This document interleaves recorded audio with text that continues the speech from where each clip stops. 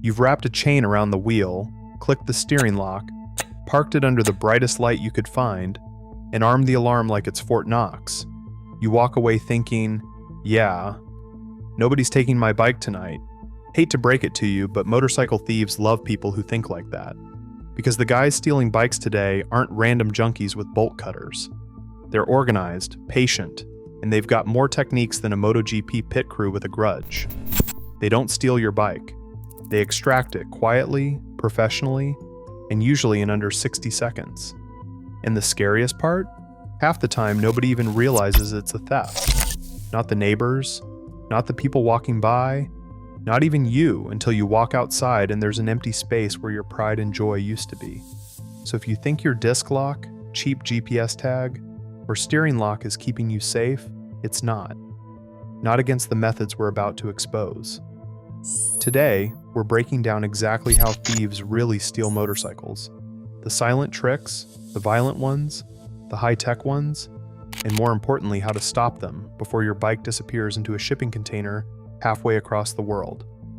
Let's start with the method that makes every basic lock completely worthless. Number 1. Fake breakdown disguise. This one's genius in the worst kind of way. The thief does not sneak around, he does not run. He walks right up in broad daylight, helmet on, maybe a reflective vest, and starts pushing the bike like it is just another breakdown. People glance over, think poor guy, and move on with their day. No one questions a stranded rider. Sometimes they even fiddle with the bars and pretend they are fixing something, or lean over like they are diagnosing a flat. Add a backpack full of tools, or just look the part, and the disguise is complete. It works because we expect thieves to act shady. This guy looks like you when your battery dies. And the worst part, it is damn near impossible to prove anything if someone stops him. I just lost my key, just moving it a block home.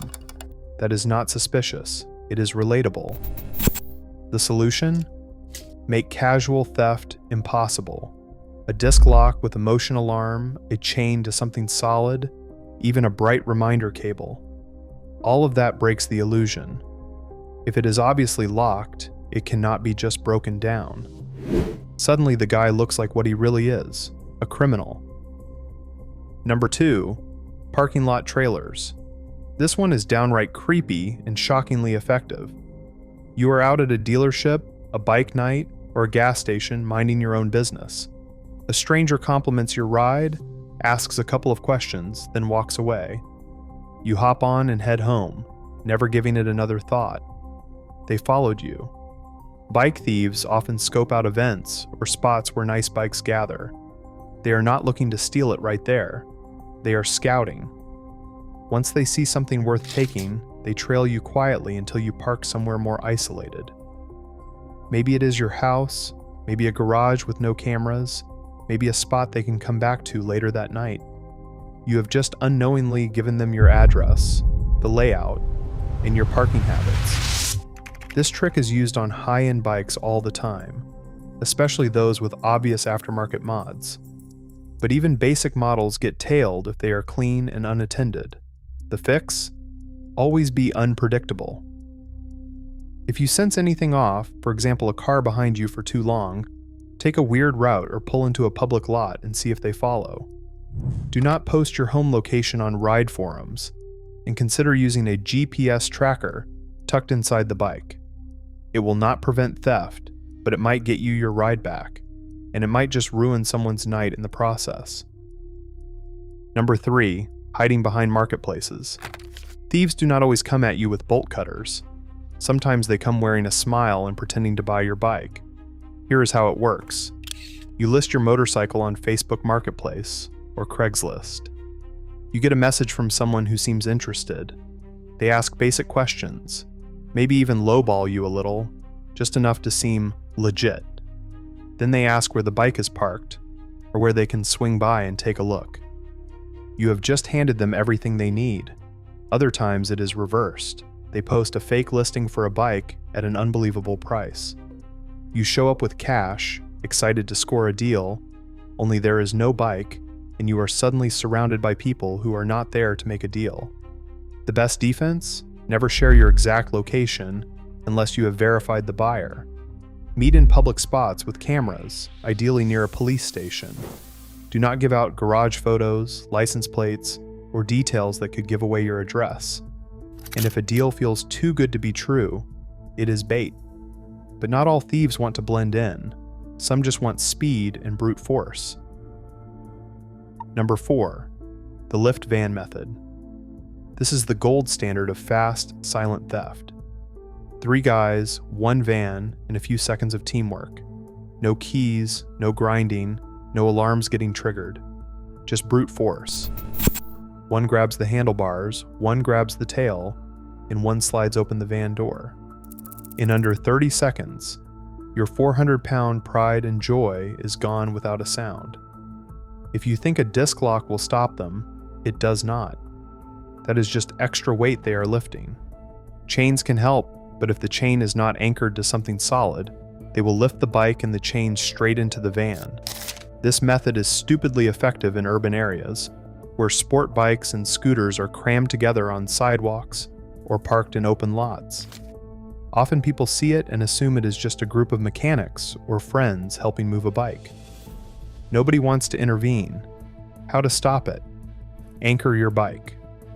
Seriously, lock it to something immovable, like a ground anchor or a steel pole. If you cannot anchor it, make your bike look harder to steal than the next person's. Thieves do not want to work harder than they need to. If you see 3 people loading a bike into a van at 2 a.m., it is not an Uber for motorcycles. Call the cops. Number 5, angle grinder through the disc lock. This one is brutal, loud, and still terrifyingly effective. A cordless angle grinder can chew through your fancy $150 disc lock like it is warm butter. 10 seconds, maybe 15 seconds if it is a high-end model. No lock is invincible when you are up against spinning death metal. The part that really stings: most people will not do a thing when they hear that sound. They will glance over, see someone hunched over a motorcycle with a tool, and think, maintenance I guess. They will not even get out of their car.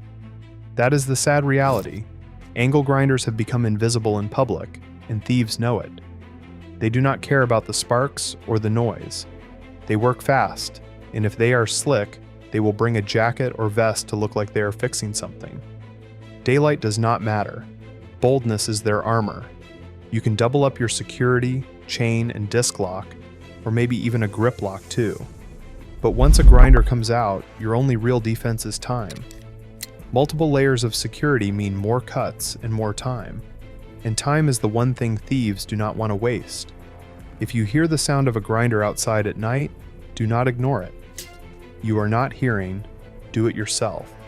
You are hearing felony in progress. Number 6, defeating steering locks with a quick twist. You might think a steering lock would at least slow thieves down, right? No. On many bikes, especially older or budget models, the factory steering lock is about as strong as a pretzel rod. Thieves do not bother picking it. They simply grab the bars and give them a sharp, violent twist. Snap. The lock is broken. Now the bike steers freely, as if nothing ever happened. It is one of the oldest tricks in the book. Quick, brutal, and effective. Unless you know what to look for, you will not even see the damage right away.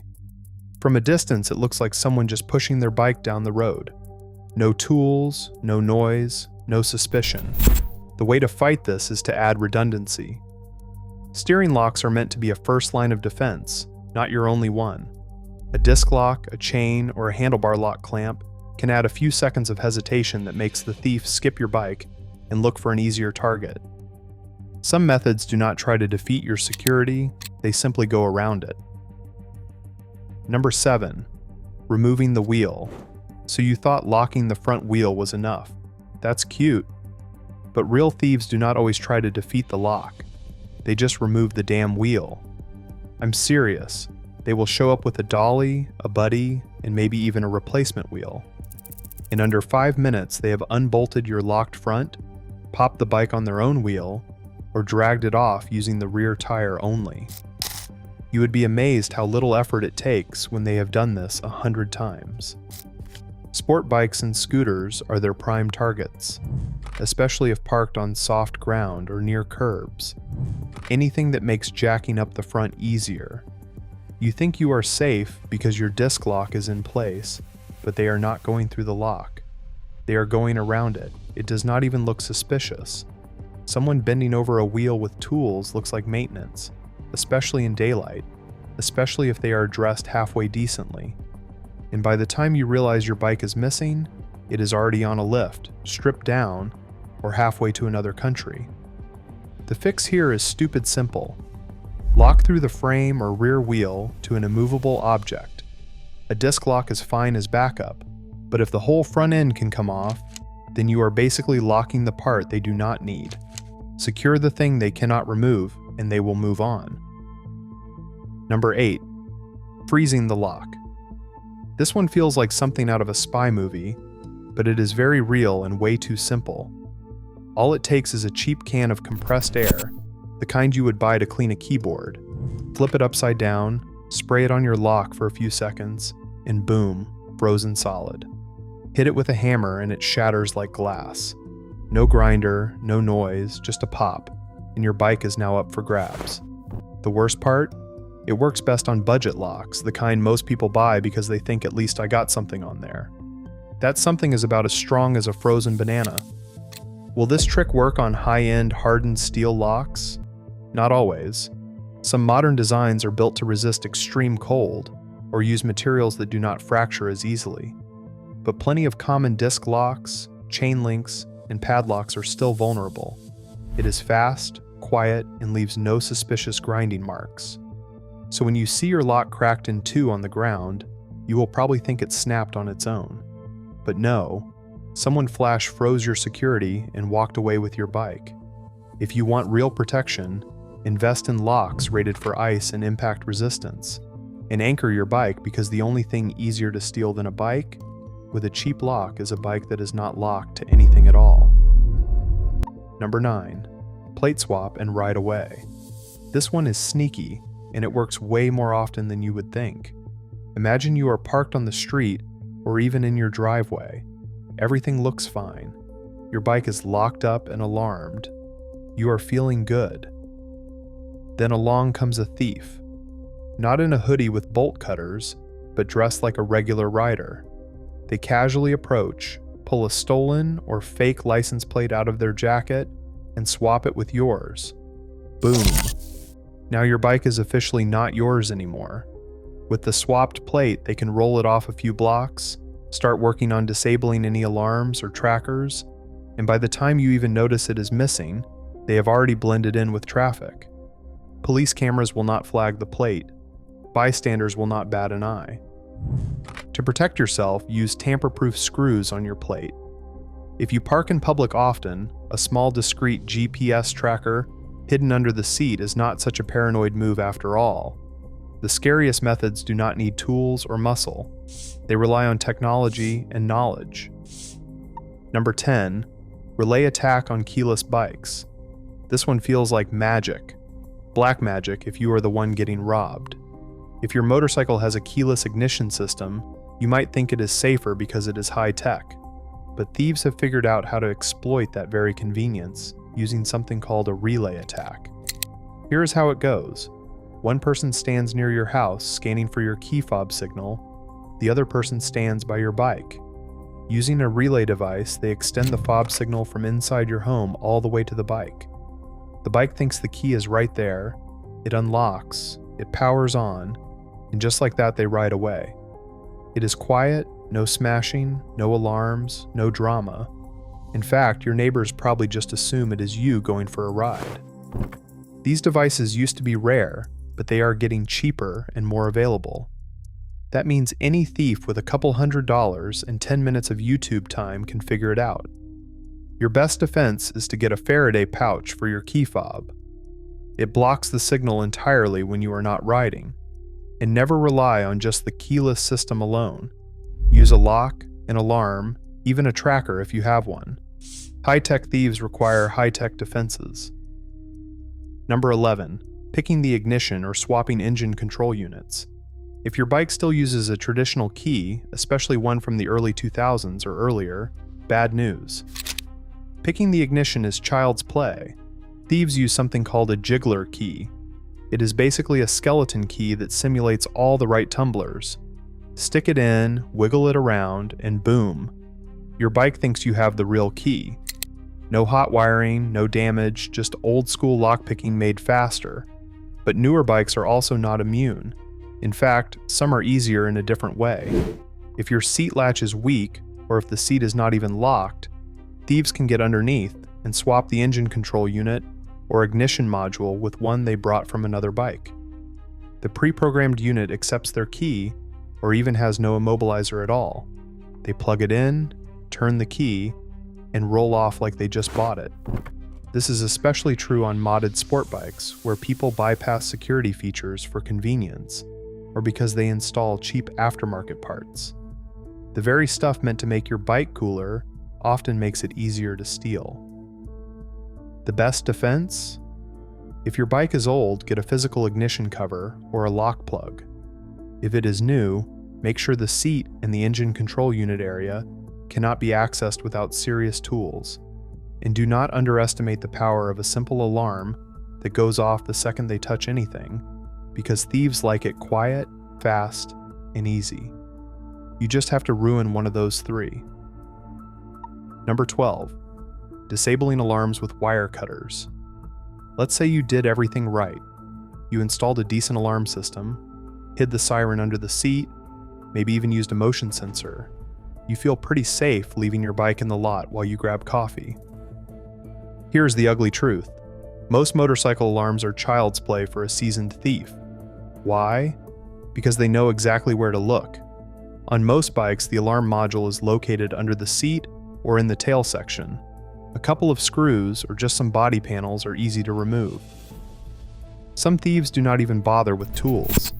They know where your wires are routed, especially if you have a popular model. One quick snip with wire cutters, and boom, your fancy $300 alarm system is as useless as a wet match. Even worse, some alarms do not have battery backups. That means once the wires are cut, it is game over. No tracking, no sound, no blinking red light to scare him off. Just silence and a disappearing motorcycle. So what is the move? If you're going to use an alarm, hide it like the crown jewels. Zip tie the module in a weird place. Wrap the wiring in loom and make sure it is as frustrating as possible to trace. Add redundancy like a separate GPS tracker or a mechanical lock, because when one thing fails, you will wish you had a plan B. Thieves don't need to be smart, they just need you to be lazy.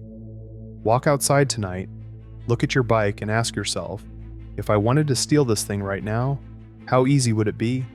Then fix that. Drop your stolen bike stories in the comments. Hit like so YouTube does not bury this, and ride safe.